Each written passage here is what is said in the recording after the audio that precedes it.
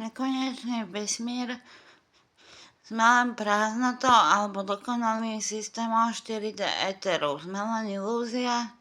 Veľký tresk, ako všetko vzniklo prvé hmotné teleso, energia, nanosekunda a časopriestor.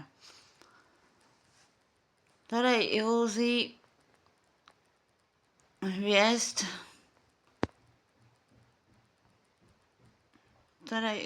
hviezd sú naše osudy,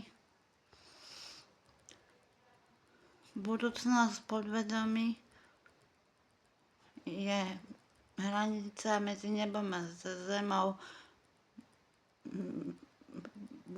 po minulosti a minulých životoch cez portály do iných dimenzií.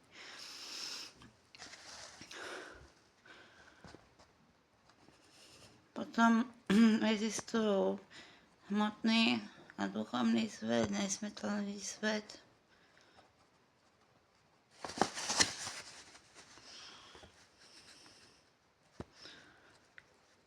Hranica medzi svetom smrteľným, duchovným a nesmrteľným svetom.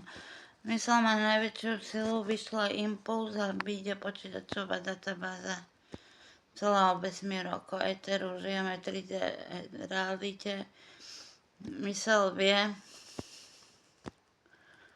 vie preskúmať aj celý mikrokozmický a makrokozmický vesmír